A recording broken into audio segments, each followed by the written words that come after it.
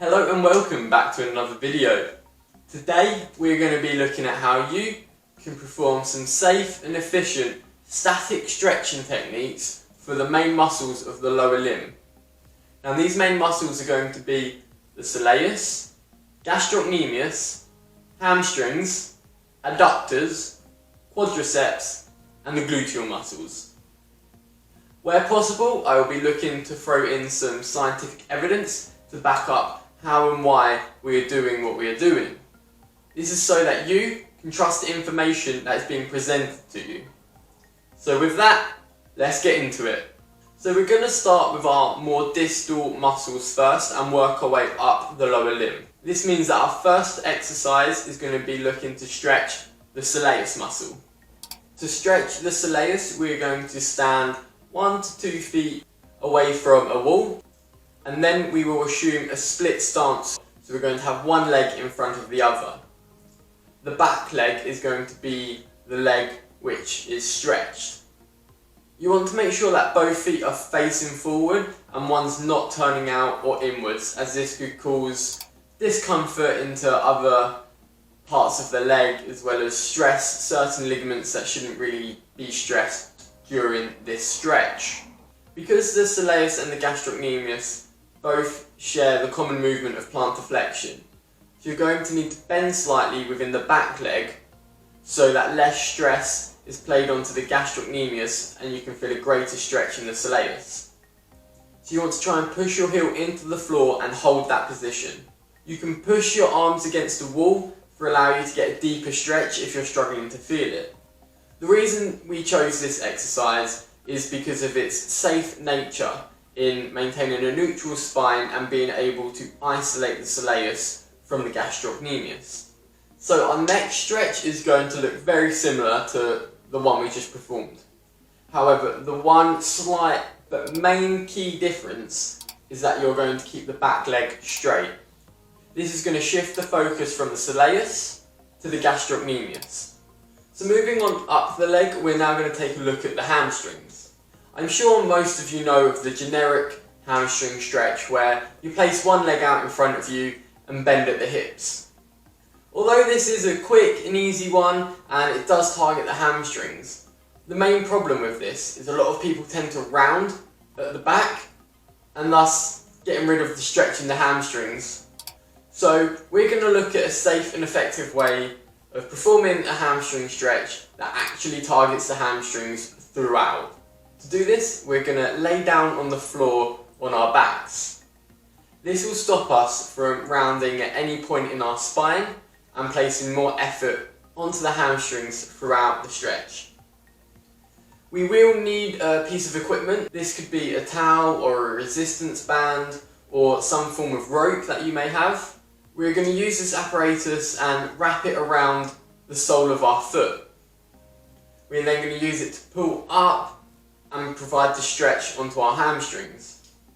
When lifting our leg up, we want to be taking the stretch to a point of mild discomfort.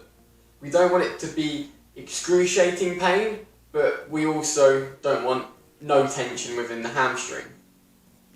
The reason we want to go to a mild discomfort and hold it there is because of the muscle spindles located within our muscle fibres.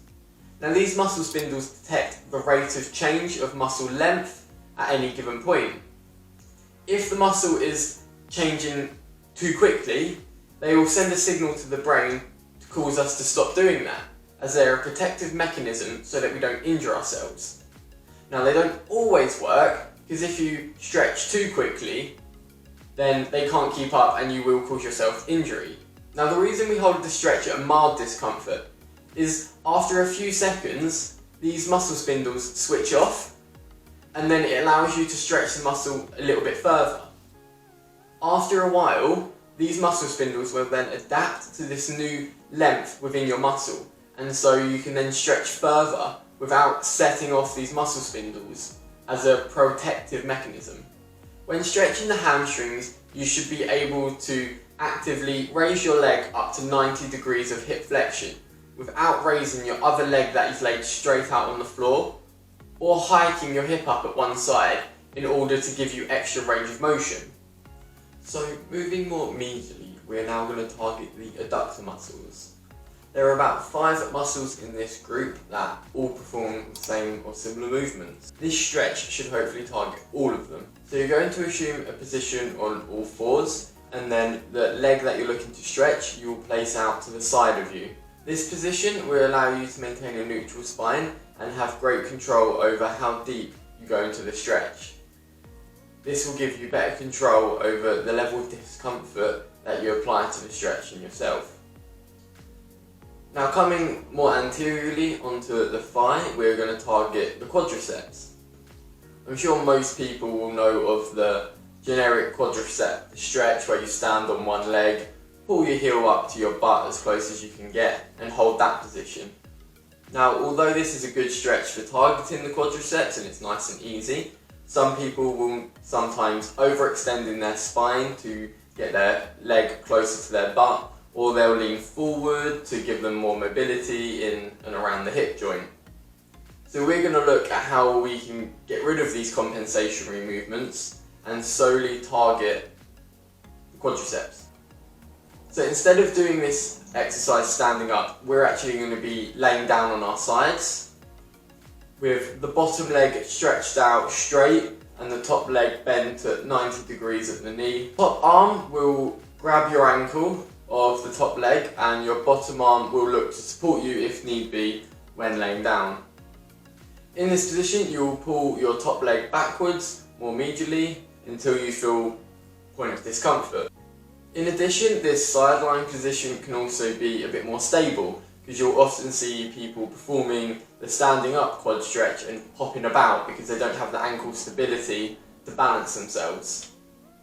So now we're going to move slightly up the thigh towards the hip flexors. The main hip flexors are the iliacus and the psoas major, but the rec, fem and sartorius also play a role in hip flexion. In about 40% of the population there is also psoas minor, which can also help with hip flexion. To stretch out our hip flexors, we're going to assume a half kneeling position. The hip flexor that is going to be stretched is going to be the one that is extended back behind us, and some of you may start to feel this stretch straight away when assuming this position, which is fine because we'll build up into the depth that you can go into.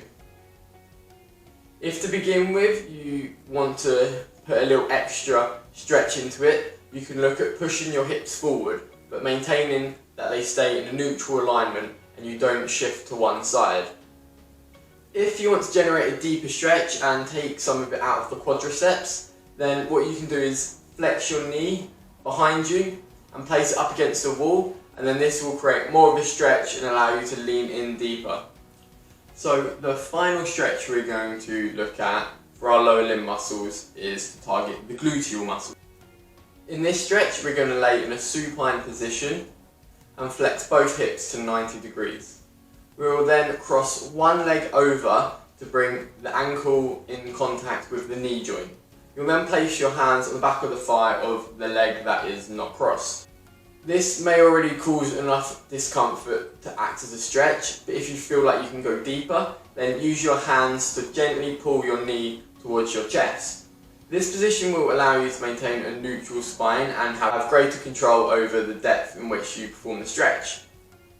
You may see some people perform this as a pigeon stretch in yoga or against the table or something, but these require a bit more mobility and you'll often see people rounding in their spine to get into a deeper stretch and to go further. One key point during this stretch is that you want to make sure that your hips stay in contact with the ground. You don't want to be hiking one side up or anteriorly rotating it and curving your lower spine. So all the stretches that we've looked at today have been static stretches. These should be primarily performed at the end of a workout or on a rest day, and they can have great muscular flexibility and mobility benefits, as well as helping with some athletic performance as well. You should ideally be looking to hold the stretch for a minimum of 30 seconds, sometimes even up to a minute, and you should be looking to do it over 3 to 5 sets depending on how much time you have. And with that, it is the end of the video. Thank you so much for watching. I hope you enjoyed and you found it interesting, and this is something that you can then look to incorporate into your training in future. As always, let me and Theo know how you get on with this and how you thought of the video. Make sure to leave a big thumbs up and subscribe down below, and I'll see you in the next video.